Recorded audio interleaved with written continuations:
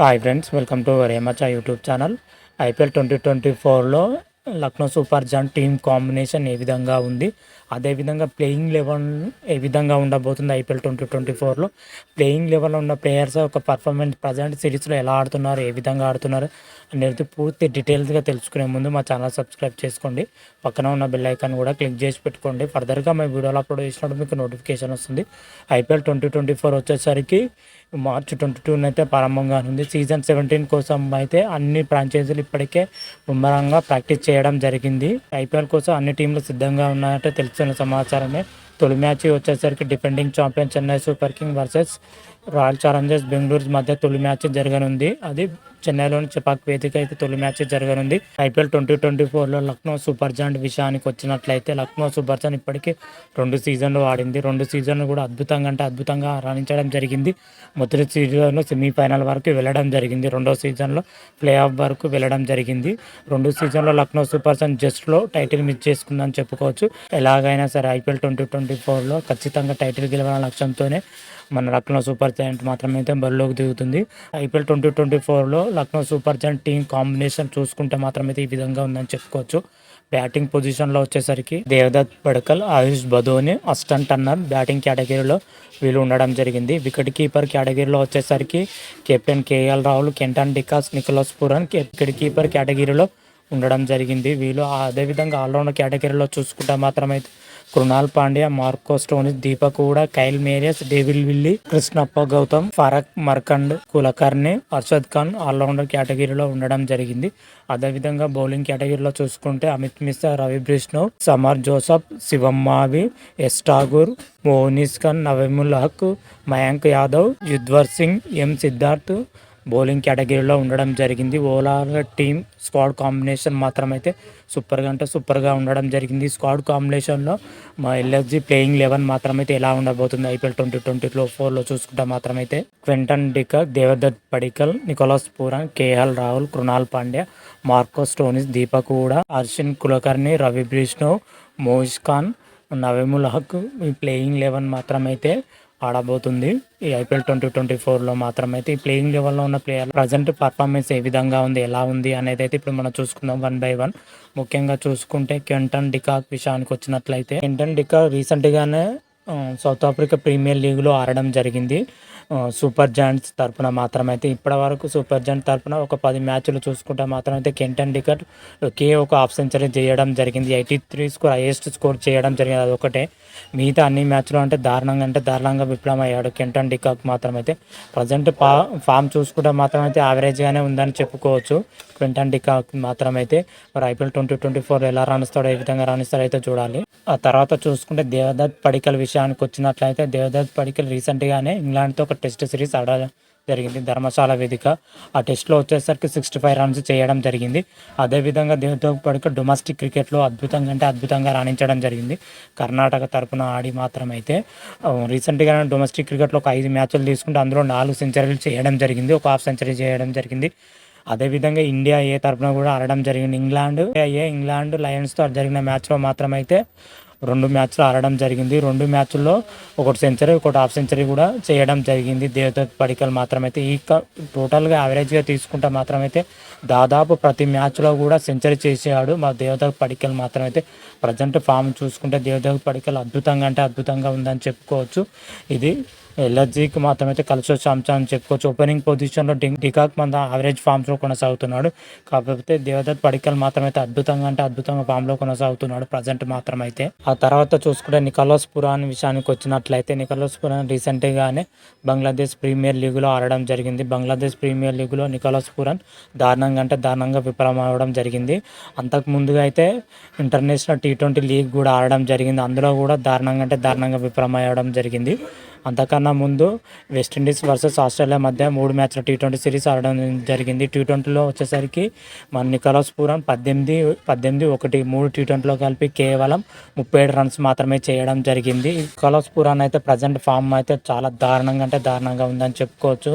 బ్యాటింగ్లో మాత్రమైతే దారుణంగా రాణిస్తున్నాడు Nicholas Pooran. మరి ఐపీఎల్ 2024లో ఎలా రాణిస్తాడో, ఏ విధంగా రాణిస్తాడో అయితే చూడాలి. ఆ తర్వాత కేఎల్ రాహుల్ విషయానికి వచ్చినట్లయితే కేఎల్ రాహుల్ రీసెంట్గానే ఇంగ్లాండ్తో ఒక టెస్ట్ సిరీస్ ఆడడం జరిగింది. ఆ టెస్ట్ సిరీస్లో తొలి ఇన్నింగ్స్లో 86 పరుగులు, తర్వాత ఇన్నింగ్స్లో 22 పరుగులు చేయడం జరిగింది. ఆ తర్వాత జరిగిన టెస్ట్ సిరీస్లో మాత్రం అయితే కేఎల్ రాహుల్ ఆడలో ఇంజూర్ అవ్వడం జరిగింది. అంత ముందుకు సౌత్ ఆఫ్రికా జరిగిన 2 టెస్టులో కూడా అద్భుతంగా రాణించడం జరిగింది. ఒక సెంచరీతోనే రాణించడం జరిగింది 2 టెస్టులలో. అంత ముందుకు సౌత్ ఆఫ్రికాతో జరిగిన ఓడిఐలో కూడా కేఎల్ రాహుల్ హాఫ్ సెంచరీతోనూ రాణించడం జరిగింది. ఒక ఓడిఐలో చూసుకుంటే బ్యాటింగ్ చేయడానికి ఆప్షన్ కూడా రాలేదు. ఓవరాల్గా కేఎల్ రాహుల్ పర్ఫార్మెన్స్ ప్రజెంట్ మాత్రం అయితే సూపర్గా ఉండడం జరిగింది. కేఎల్ రాహుల్ నేతృత్వంలో లక్నో సూపర్ జాయింట్ మాత్రమే 2 సీజన్లో అద్భుతంగా రాణించింది. ఈ సీజన్లో ఎలా రాణిస్తుంది అయితే చూడాలి. అదేవిధంగా చూసుకుంటే కృణాల్ పాండ్యా విషయానికి వచ్చినట్టయితే కృణాల్ పాండ్యా దాదాపు క్రికెట్కి అయితే 3 నెలలు కూడా దూరం ఉండడం జరిగింది. డొమెస్టిక్ క్రికెట్కి అయితే 3 నెలలు దూరం ఉండడం జరిగింది. అంతకంటే ముందు మాత్రం అయితే నవంబర్లో ఆడడం జరిగింది డొమెస్టిక్ క్రికెట్లో. అది కూడా బరోడా తరపు నుంచి మాత్రం అయితే T20లో ఆడడం జరిగింది. ఆ T20లో పర్ఫార్మెన్స్ మాత్రం అయితే బాగానే ఉంది. ఒక 5 T20లో చూసుకుంటే ఒకటి 49, ఒకటి 45 రన్స్ చేయడం జరిగింది. ప్రతి మ్యాచ్లో ఒక్కొక్క వికెట్ మాత్రమైతే తీయడం జరిగింది కృణాల్ పాండ్యా. అది నవంబర్లో జరిగిన మ్యాచ్లో పర్ఫార్మెన్స్ మాత్రం చూసుకుంటే అప్పటి నుంచి ఇప్పటి వరకు మాత్రమైతే కృణాల్ పాండ్యా క్రికెట్కి అయితే దూరం ఉండడం జరిగింది. ప్రజెంట్ కృణాల్ పాండ్యా పర్ఫార్మెన్స్ మాత్రం అయితే ఎలా ఉంది, ఏ విధంగా ఉంది అయితే మాత్రమైతే తెలియదు. ఎందుకంటే రీసెంట్గా ఆడిన మ్యాచ్లో మాత్రమైతే లేవు కృణాల్ పాండ్యా మాత్రమైతే. మరి చూద్దాం IPL 2024లో ఎలా ఆడతాడో, ఏ విధంగా ఆడతాడో అయితే చూడాలి. ఆ తర్వాత చూసుకుంటే మార్కస్ స్టోయినిస్ విషయానికి వచ్చినట్లయితే రీసెంట్గానే వెస్టిండీస్తో జరిగిన T20 సిరీస్లో మార్కస్ స్టోయినిస్ అద్భుతంగా రాణించడం జరిగింది. ముఖ్యంగా బౌలింగ్లో మాత్రమైతే ఇరగదీసి ఆడడం జరిగింది. 2 T20లో కలిపి 5 వికెట్లు తీయడం జరిగింది. బౌలింగ్తో పాటు బ్యాటింగ్లో కూడా రాణించడం జరిగింది. అటు ఒక T20లో వచ్చేసరికి 25 రన్స్ చేయడం జరిగింది మార్కో స్టోయినిస్ మాత్రమైతే. ఓవరాల్గా చూసుకుంటే మార్కో స్టోయినిస్ బౌలింగ్లో మాత్రమైతే భీకరమైన ఫామ్లో ఉండడం చెప్పుకోవచ్చు. అదేవిధంగా బ్యాటింగ్ కూడా చేయగల సత్తా ఉన్న ప్లేయర్ అయితే ఆస్ట్రేలియాతో నిరూపించడం జరిగింది. అంతకుముందుకైతే సౌత్ ఆఫ్రికాలో జరిగిన ప్రీమియర్ లీగ్లో ఆడడం జరిగింది. బౌలింగ్లో మాత్రమైతే దాదాపు సూపర్గా రాణించడం జరిగింది. ఒక 5 మ్యాచ్లో చూసుకుంటే ప్రతి మ్యాచ్లో 3 వికెట్ల పైగానే తీసాడని చెప్పుకోవచ్చు మన మార్కో స్టోయినిస్ మాత్రమైతే. మరి IPL 2024లో ఎలా రాణిస్తాడో, ఏ విధంగా రాణిస్తాడో అయితే చూడాలి. ఆ తర్వాత చూసుకుంటే దీపక్ హూడా విషయానికి వచ్చినట్లయితే దీపక్ హూడా రీసెంట్గానే డొమెస్టిక్ క్రికెట్లో రాజస్థాన్ తరపున అయితే బరిలో దిగడం జరిగింది.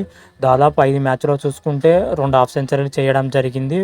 అదేవిధంగా వికెట్లు కూడా తీయడం జరిగింది. 5 మ్యాచ్లో చూసుకుంటే 4 వికెట్లు తీయడం జరిగింది దీపక్ హూడా మాత్రమైతే.